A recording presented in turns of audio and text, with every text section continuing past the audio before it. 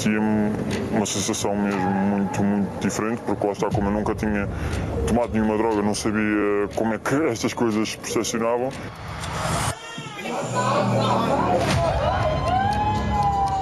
E não sabia que poderia ter este efeito ao ponto de eu não sentir quase força nas pernas para me aguentar em pé, e sentia a minha cabeça presente, mas não conseguia perceber o que é que estava a acontecer com o meu corpo. Eu sei que o que a minha cabeça queria era empurrá-lo, era dar-lhe um soco, porque eu sentia mesmo muita raiva e repulsa e o meu corpo não conseguia reagir. Estamos no Caixo de Sodré, o epicentro da diversão noturna de Lisboa. Já passa da meia-noite e as ruas enchem-se de gente. Pedro, chamemos-lhe assim, recorda a madrugada de 8 de setembro de 2024. As coisas não me estavam a cheirar bem assim que me disseram para entrar dentro daquele bar, e onde fui abordado por amigas do agressor, que uma delas inclusive acabou por se envolver comigo e me beijar, sem eu ter dado sequer um único sinal, e onde depois ele também acabou por se envolver com ela, comigo e com outra amiga dele. Foi uma noite de sexo, drogas e submissão. Vítima às mãos de um profissional de produção da TV, o jovem modelo foi sendo sucessivamente violado em diversos locais até ao amanhecer. Acabou por perguntar se os amigos dele queriam tomar uma coisa que ele tinha, e inclusive acabou por me pôr essa coisa na boca, essa substância que não sei o que era, e que automaticamente me deixou muito estranho e sem forças no corpo. Era um comprimido branco, redondo, que se dissolveu logo. Presume-se que tenha sido ketamina, um anestésico de ação rápida, cada vez mais consumido clandestinamente em contextos recreativos. Devo dizer que durante o ano de 2025, durante o primeiro trimestre, temos números significativos que podem representar um aumento da apreensão desse tipo de substâncias. É uma investigação complexa. A Polícia Judiciária, nesta matéria, tem a responsabilidade da investigação da criminalidade sexual mais grave, mas também a responsabilidade da investigação do tráfico de substâncias psicotrópicas ou estupefacientes, assim como tem a capacidade laboratorial de as identificar, de as sinalizar e de as transmitir ao Observatório Europeu quando aparecem novas substâncias.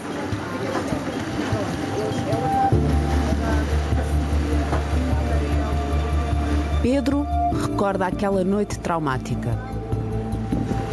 Era para fazer apenas uma rede de contactos, mas a nível informal, no trabalho. Conhecia vagamente algumas pessoas. Estava bem disposto e tinha tido uma boa noite antes, tinha tido um bom jantar, então vinha tranquilo. Não esperava o que iria acontecer.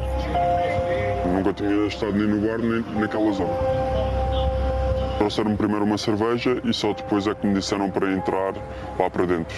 Tem sido essa apenas a única bebida que eu bebia no todo.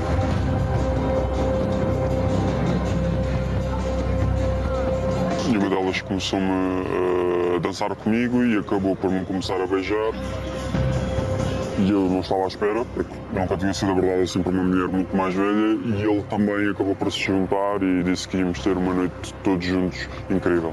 Alguma coisa estava mal, só que eu ainda não estava a perceber o que é. Devia ter confiado mais no meu instinto. A seguir tive que ir logo à casa de banho, comecei-me a sentir um bocado estranho, e quando pus água na cara comecei a sentir que o meu corpo já estava a sentir sensações muito estranhas, e depois quando o dito cujo apareceu dentro da casa de banho e me tocou no braço, eu senti que eu não tinha maneira de reagir. E ele disse saca, e eu fiquei em choque, e foi a partir daí que eu não mexi. Como ele viu que eu não mexi, ele próprio saiu da sanita, ajoelhou-se e desapertou-me o cinto e desapertou-me as calças, e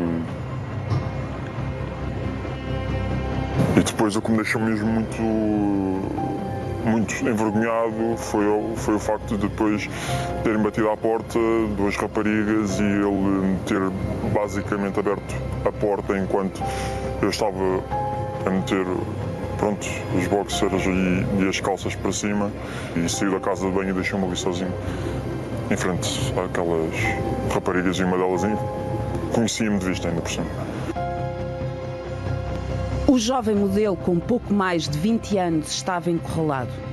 O agressor, quase 10 anos mais velho, mantinha o controle da situação.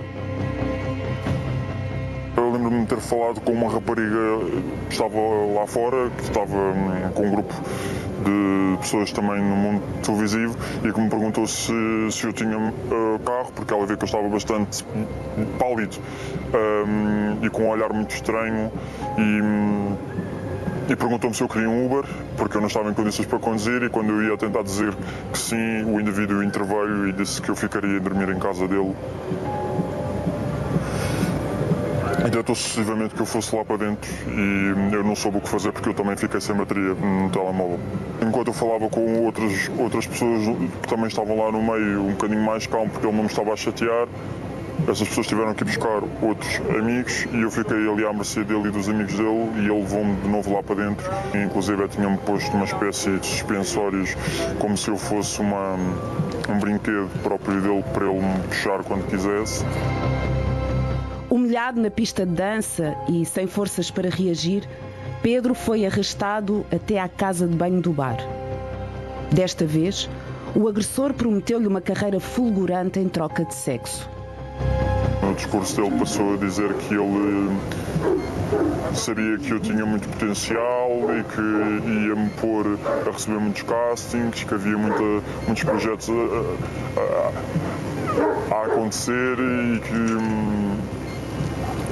eu devia estar nesses projetos porque tinha imagem, tinha talento, e que ele disse que se eu ficasse calado no que iria acontecer naquela noite, e que se não contasse a ninguém, iria beneficiar de muitas coisas. Independentemente de haver pessoas que o façam assim ou não, eu não sou esse tipo de pessoa.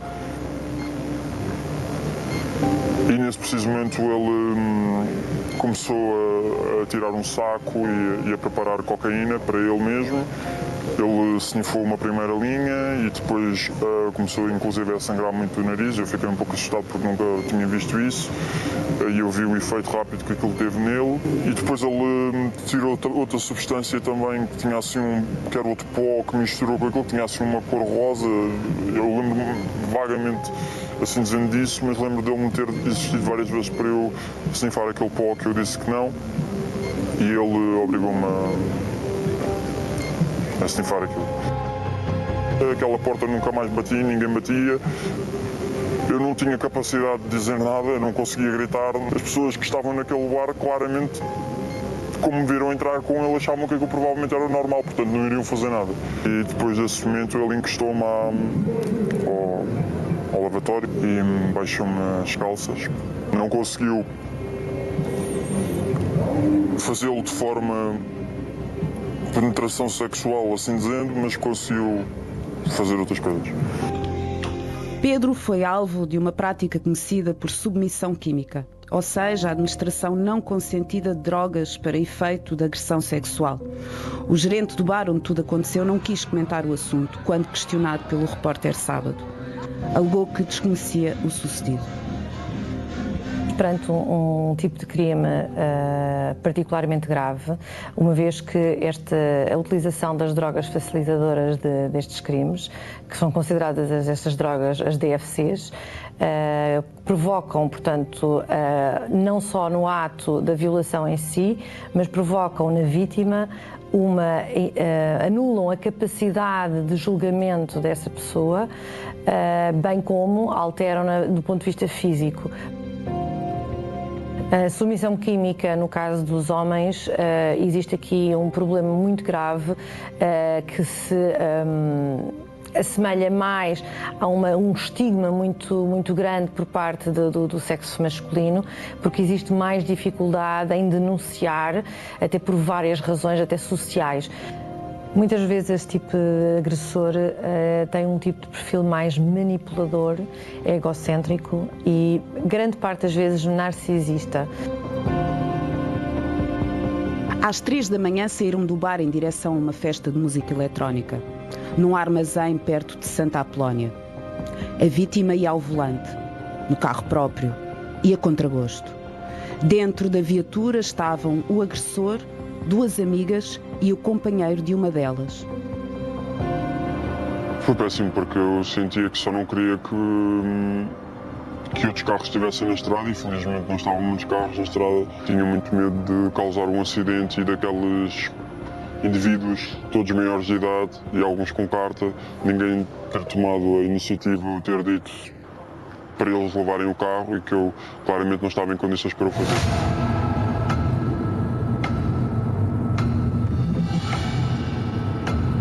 Havia ali alguma coisa muito estranha neste grupo. Na maneira como esta pessoa se aproximava do elenco tão jovem, essencialmente dos rapazes. Depois de Santa Apolónia, bastante depois, ele acabou por sair do carro com a outra amiga e eu fiquei no carro porque queria estacionar e uma das amigas dele ficou no carro e acabou por abusar de mim também. Normalmente sem estar à espera. Na festa, Pedro viu pessoas alteradas. O que acontecia na rave ficava na rave. O uso de telemóveis era condicionado. Quando se entrava, tínhamos de nos pôr algo no telemóvel, acho que era um adesivo para não se tirarem fotografias nem vídeos. E nessa festa, ainda por cima, foi um sítio onde eu vi, assim dizendo, um mundo obscuro da televisão, de moda, onde vi pessoas que eu não imaginava que estivessem nestes sítios, com drogas e envolverem-se com outras pessoas. Fui abordado por 2 mulheres onde me puxaram e tentaram, muito mais velhas, com 50 anos, por aí, que tentaram mesmo usar-me sexualmente e eu consegui escapar também. E uma delas diz que a vou satisfazer mais que o marido alguma vez a satisfez e começaram a dizer que eu era um rapaz muito bonito. A senhora literalmente agarrou-me, apalpou-me o rabo, começou-me a beijar o pescoço, etc. E quando tentei fugir dali, também fui abordado por 2 homens que me tentaram levar para uma casa de banho, ao que eu lembro-me de ter conseguido tentar resistir, pelo menos com os pés, e de fazer quase que uma birra, dizer que não vou. E depois, quando estou a tentar sair, foi quando o agressor e o grupo dele de amigos me voltou a ver, sendo que ele ainda por cima tinha estado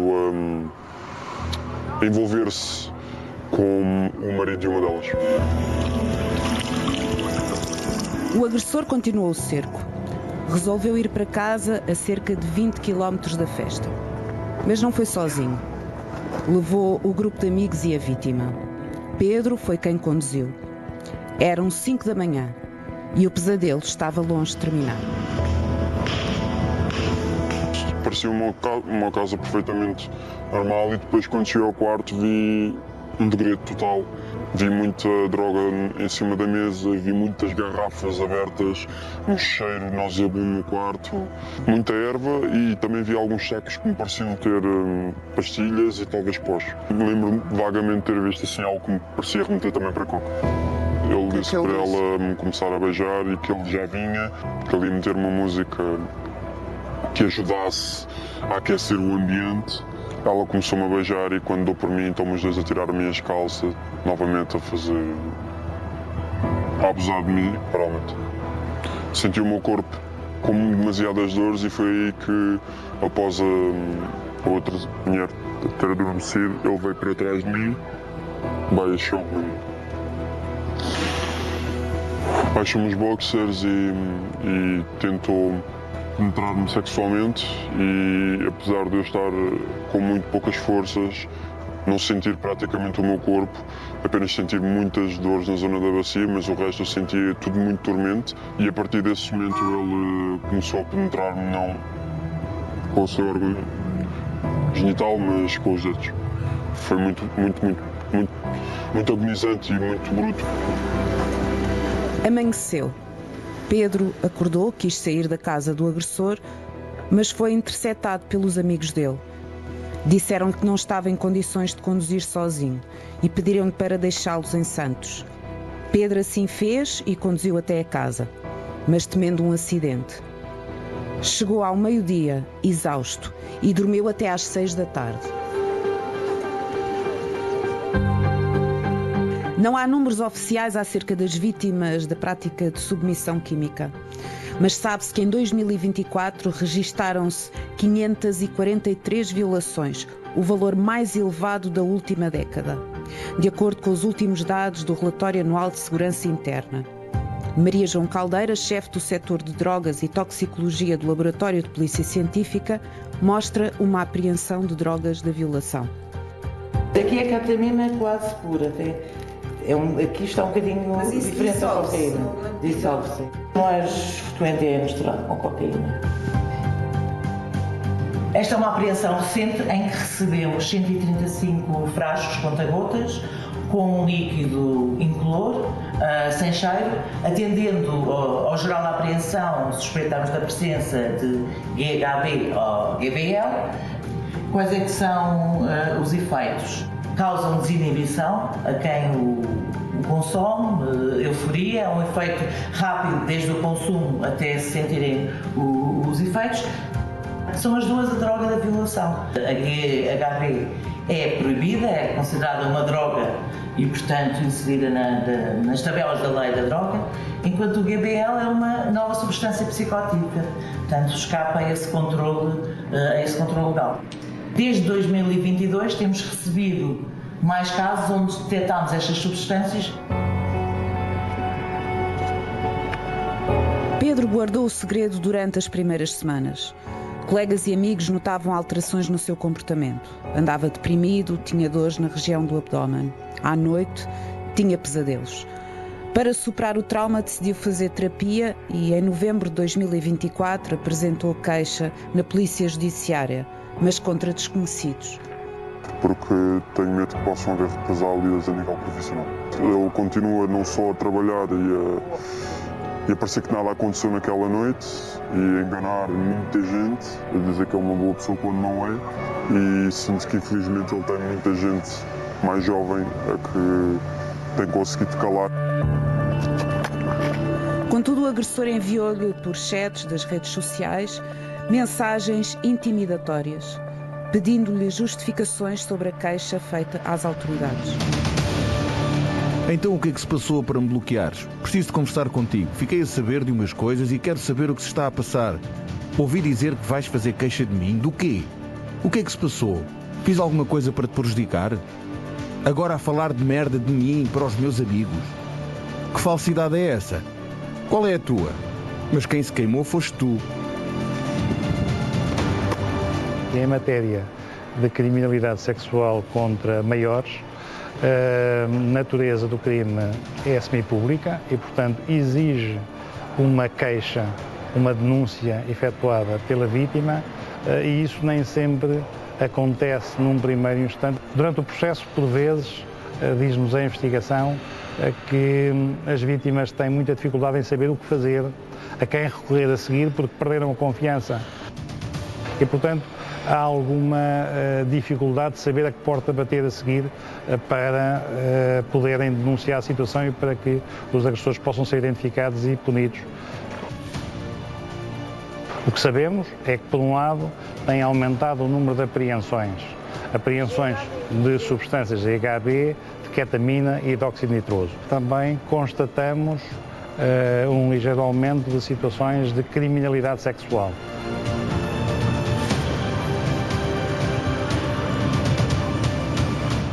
A vítima nunca é culpada, a vítima é sempre a vítima. A culpa persegue as vítimas e, para dissipá-la, os psicólogos recomendam que as mesmas escrevam tudo sobre o que aconteceu. Pedro fez este exercício e hoje em dia quer ser uma voz para combater este tipo de crimes sexuais. Escrevi para que nunca tentasse adaptar a minha mente para baixo, para que eu não me enganasse como se a culpa tivesse sido minha. Acredito que vai haver bastantes pessoas que nunca tiveram voz para falar, porque tinham medo não só de serem criticadas, mas também sinto que gozadas, por causa do tema da masculinidade. Mas sinto que, sim, pode haver mais homens e rapazes a chegar nessa frente. Não estou a fazer só isto por mim. No início achava que sim, mas fui percebendo a gravidade de casos que infelizmente acontecem em várias áreas, não só nesta em Portugal, mas em várias áreas, e o facto de ser homem, ainda por cima, ser hetero, acho que pode fazer com que outros homens já tenham sentido isto, e muitas mulheres também, que infelizmente passam por isto mais vezes do que nós imaginamos, mas também posso ser uma voz para todos que infelizmente já se deram.